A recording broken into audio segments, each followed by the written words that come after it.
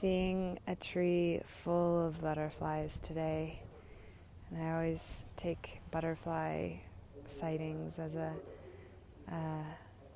indication of my inner metamorphosis, and I've never seen so many butterflies at once. White butterflies, maybe 10, maybe 15, all in this tree of beautiful red roses. And today I've had a metamorphosis, and I know because of how much I've been meditating, because of where my focus has been, because I am devoting myself to the spiritual over the material, that this is true, this is right, this is truth, eternal truth. And Jesus said, "You shall raise the dead." And if we're seeing through God's eyes, then no one ever dies, no one is ever sick, no one is ever imprisoned, no one ever commits errors. And so that is how I must see this world if I want to pass into that dimension, into heaven, into the way that God sees things. And because it was in the beginning, it is now, and ever shall be, everything has already been done. And physics tells us this as well, as Neville Goddard was talking about. Physics findings from 70 years ago tell us this, that everything has already been done, and we are just coming into awareness of it little by little. But that means everything has already been done. Just as energy can never be created nor destroyed, that means right now every possibility exists. Every conception, every reality, these are the dimensions, infinite dimensions. And whatever dimension you're experiencing is just based on what you have believed to be true, and therefore seen to be true. And so if you would experience a different dimension, you must take your focus from the outside world and from what we as men, as humans, have been wasting our divine potential on, observing the outside world, recording the outside world, telling these stories, obsessively trying to do what is impossible, trying to make time timeless, trying to make what happens in time eternal, for it is not, trying to make it finite, and it is not. Again, physics tells us this. We know that matter is actually movable. We know that matter is actually moving and vibrating. It's not solid. Therefore, the past is not solid. It's just based on whatever attention we're putting on it. And if we're putting our attention on all of the negative things of the past, on death and war and sickness and wrongdoing and sin, all of these things that God would not see because they aren't real, they aren't eternal.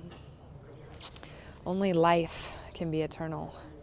Only love can be eternal. Death cannot be eternal. We know death cannot be eternal because we're not dead right now. If we're experiencing awareness right now, then only awareness can be eternal. And so we have to, I've heard it said that we're only using like 10% of our brains. And now that seems really obvious to me. I mean, again, this is a physical finding, but we're only using 10% of our brains because we're using everything. We're only using our brains to worship and solidify the outside world. That's where we're looking for truth, and that's where we're believing it is. And therefore, this one dimension is, or two or three dimensional, is all that we're experiencing. But there's also research that shows that our brains are wired for up to 11 dimensions. As long as we continue to worship matter and the past, we'll just keep creating more awareness of that. But if we would expand our awareness and begin to experience other dimensions, which are now, every possibility is now. If you can imagine anything you can imagine is real, and you will become aware of it if you feel that it is real, if you have faith, if you believe. And so this includes anyone who's ever died or been sick or done wrongdoing. I mean, it's really literal. When Jesus said you can raise the dead, he meant that you can do it in your mind. You can change that moment. You can bring that person back to life in your mind, and that will change your future. As of yet, I don't know exactly how, but I know there is a dimension where we're all alive, because that's heaven, that's truth. And also, even in relative terms, there must be dimensions where that person didn't die, or that wrong wasn't done, and then that would create this other future going forward. And that future is happening right now. It's all happening right now, and you can be there now if you just dare to change the truth as you see it, to real truth. From the lies of limit and of death and change, to the truth of its eternalness. And again, Jesus gave us these 2 commandments. What are the 2 greatest commandments? 1, love the Lord your God with all your heart, all your mind, all your soul, and all your being. And who is the Lord your God? It's your awareness. It means love everything. In your awareness, everything you are aware of being with all your heart, all your mind, and all your soul. And this includes anything that's in there, anything that's in your awareness. And it means to love it is to forgive it. To forgive it is to change it, to reimagine it. You can't forgive something when you're still seeing the wrong. You have to see that didn't happen, that was a bad dream. Treat it like a nightmare, because that's what it is. If you want to forgive someone, you have to change the way you're looking at them by changing what you believe happened. In my case, for my mom, if I want to forgive my mom, I have to change my memory of her. I have to change it from her being an alcoholic. I have to change it from her being insecure. I have to change it. I have to reimagine her. I have to see her as the 2nd commandment would tell us, the 2nd greatest commandment that Jesus said, which is love your neighbor as yourself. I have to change every conception I have in which I have seen someone, in which I have witnessed someone, in a way that I would not wish to be witnessed, in a way that I would not witness myself. I must change that conception of that person to see them how I would wish to be seen: confident, happy, healthy, divine, at peace, fulfilling divine purpose, oneness with God, living. For we would never wish to be seen as dead. This is where it has to lead to. This is where it has to lead to. We would never wish to be seen as dead. We would never wish to be treated as dead, because that's not the truth of us. We're eternal, and therefore we must be seen as eternal, and we must be treated as eternal. This is how far it goes. This is why the Bible talks so much about raising the dead. Because if you're truly going to treat your neighbor as yourself, you can't see them as dead. Even if apparently in the outside world they have died, you have to change that memory, because it's not true. It can't be true. If we're eternal beings, death cannot be true. And so to witness that is, and we can't have love for death. Death we cannot have love for it is the opposite of life. It is the opposite of what we are. Death is to lying as love, as life is to truth and love. And so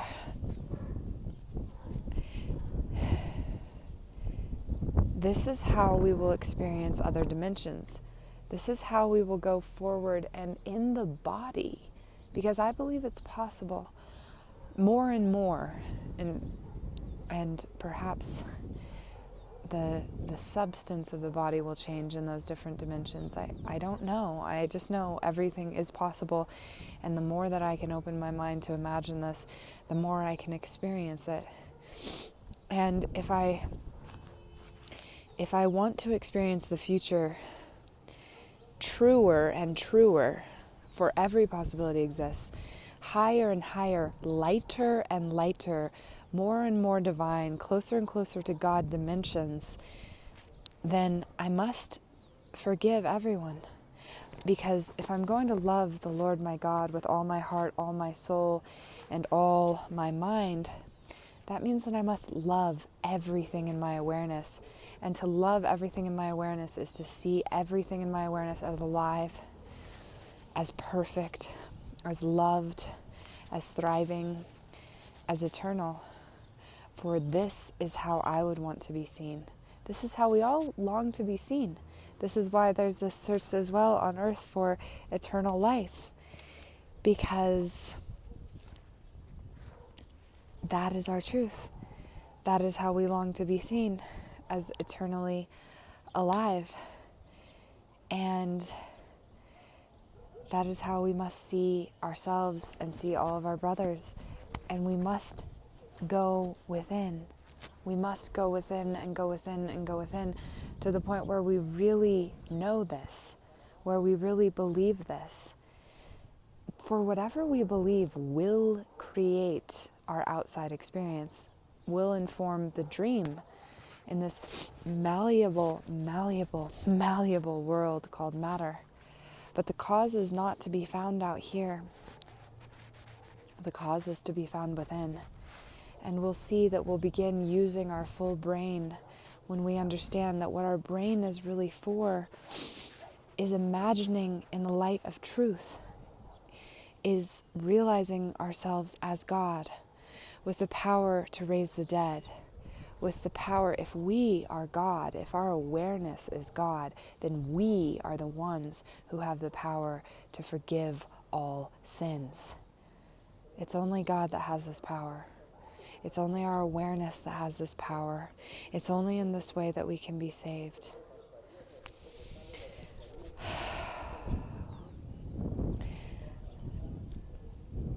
It's not just reimagining and revising what we did during the day.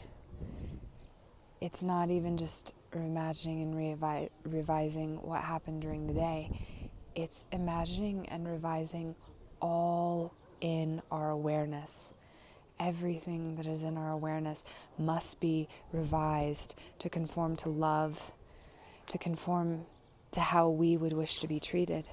And if we truly, truly love the Lord our God, all that is in our awareness of being, with all our heart, all our mind, and all our soul, then we are going to experience heaven. We are going to experience heaven now, for it is now. For now is the only time we can experience it. There can be no waiting. We can be born again right now, and it's through forgiveness. But again, forgiveness doesn't mean looking at what happened and deciding that that was okay, because it wasn't. It wasn't okay. But the only thing that wasn't okay was our perception of it, was us accepting that as true. We get to decide what we accept as true. This is our power. This is the power that God gave us.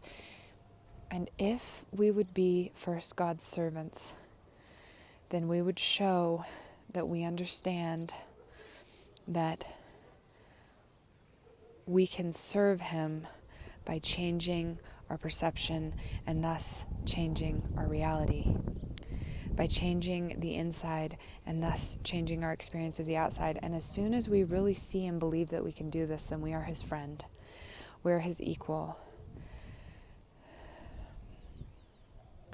This will take practice at first, just like anything else. But if there's going to be any law that is to be followed, then it has to be taken all the way. And I guess this is what Neville Goddard is talking about, and that's why my awareness has led him back to him. And this is what A Course in Miracles is talking about. But I'm going to say it in this way, and I look forward to my partner, theoretical physicist, spiritual guru, who together we can we can make these physical and spiritual truths practicable. And even though this all sounds crazy right now, there's no doubt in my mind that if physics hasn't already proved everything I'm saying, it will prove it. If we change our perception, we change our reality. This is our heritage as dimensional beings. This is our heritage as God. But it has to go all the way. It has to go through every single thing. And it doesn't mean just like looking on things that happened differently, because really you can only change that emotion to the truth of joy and happiness if you completely change your imagining of what happened. You have to see it differently. You have to see the truth of what happened. And the truth of what happened is whatever would be the loving conception, whatever would make you love that situation, or to put it in the terms of the second commandment, whatever would make you feel that, whatever would mean loving that situation as you love yourself. Viewing that situation, that person, okay, concrete example. There's a person in my life that I have seen as sick or unhappy, or there's a relationship in my life that I've seen as unloving. How would I want others to view my relationship? Loving, affectionate, trustworthy, giving, respectful, forever. Forever. That's the other thing.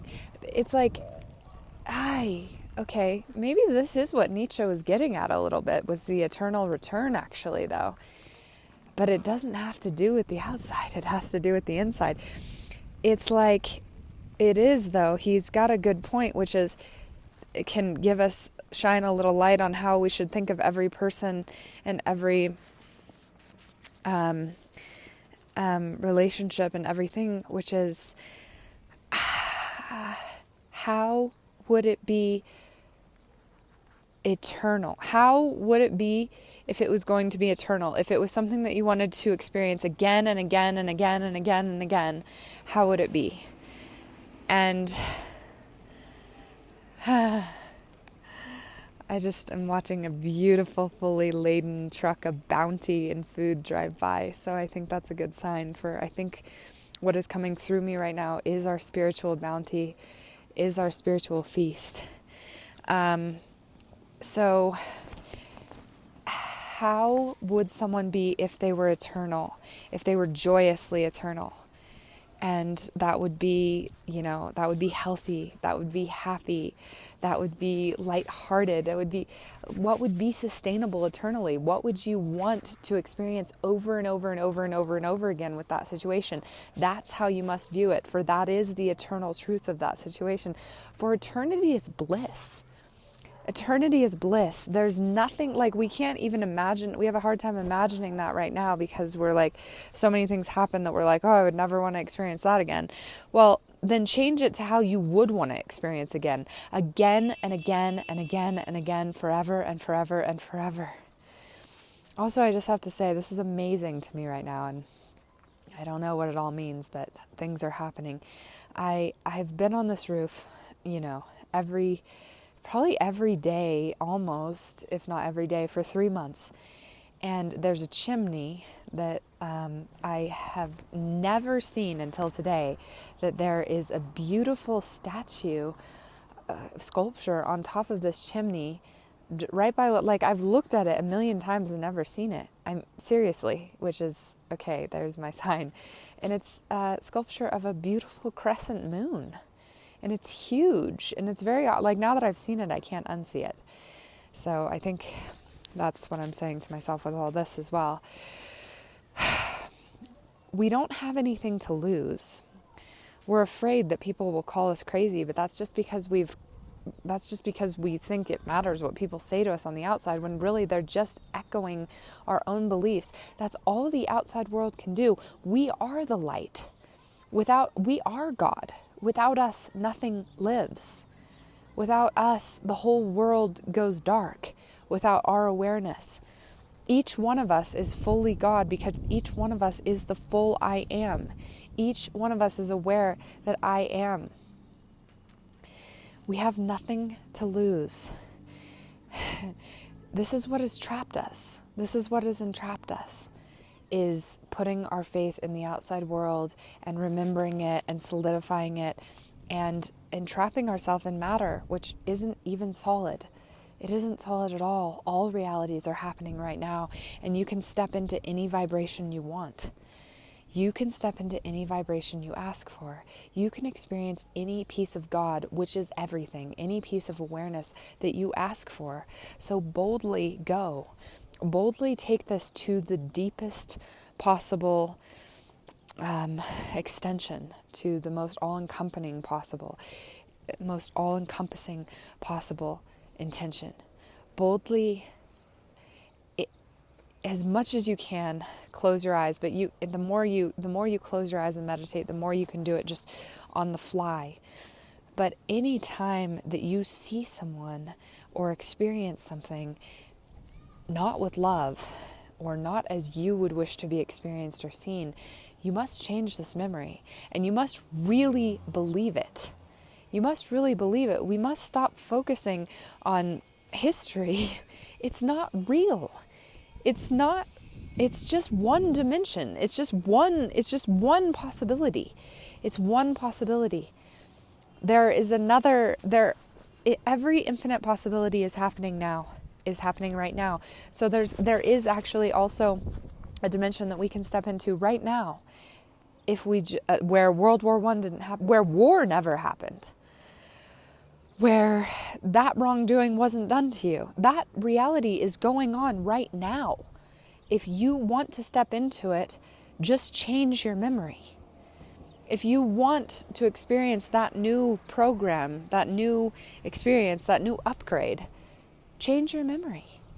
Clear your memory. You can't experience a new reality in the future when you keep running on old memory and solidifying that.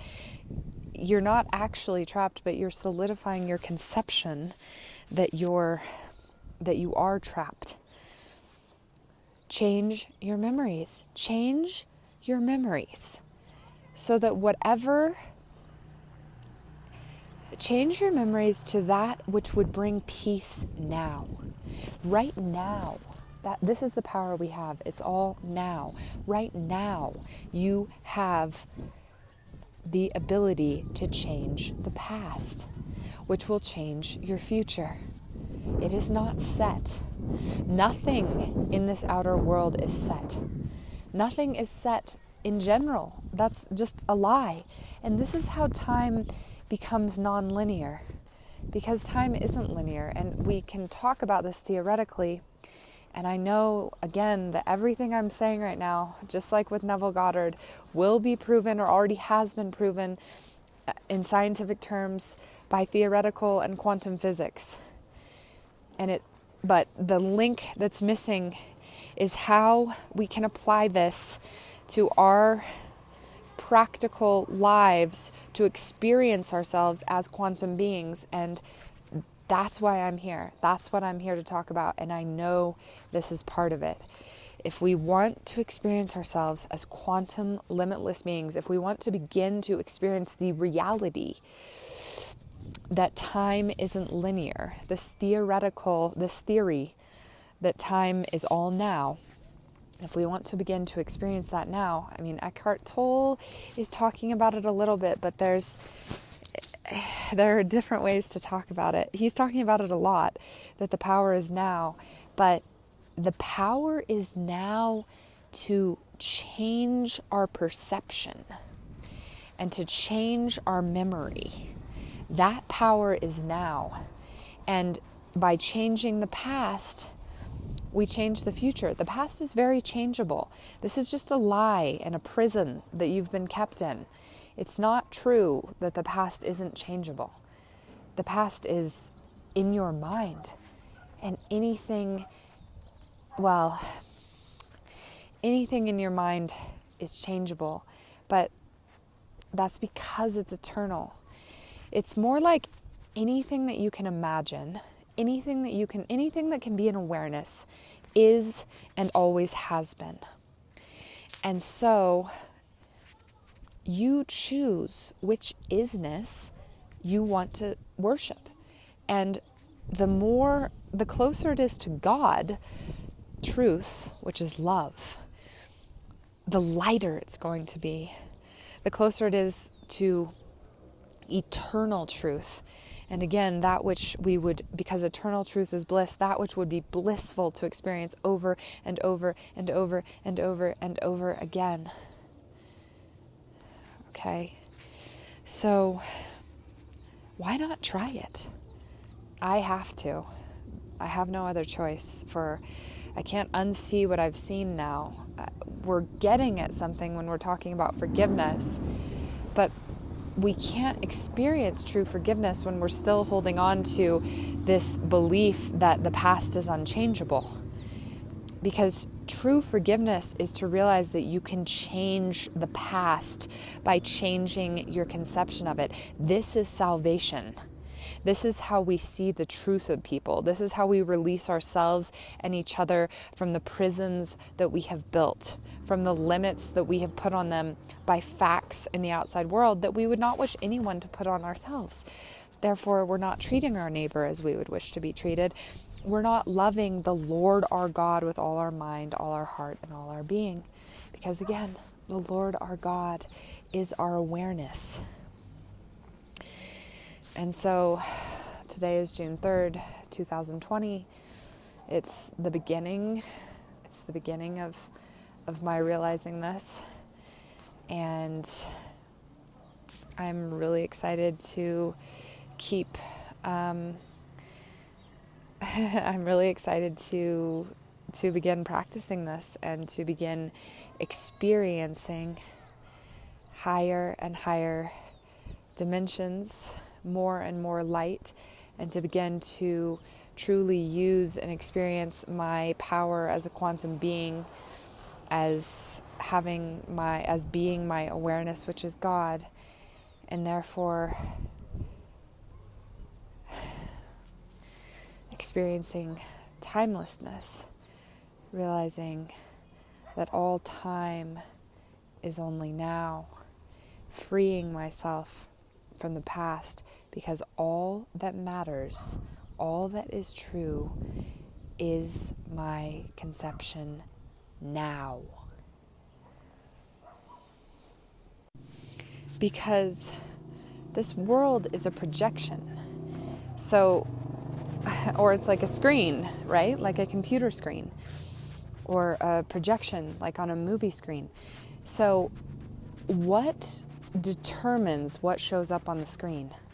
The disc that you put in, whatever you want to, the memory that you put in, that which is finite and condensed, that you put in, shine the light upon, the light of your awareness, and therefore that is what is shown on the screen. That is what is projected. And so if we want to change what is projected, we have to change the data that's being put in. And we think that we can't do that. We think that it's and the biggest reason why is because we think that the past is unchangeable and the past is finite. But really, it's just the movie. It's just whatever data we have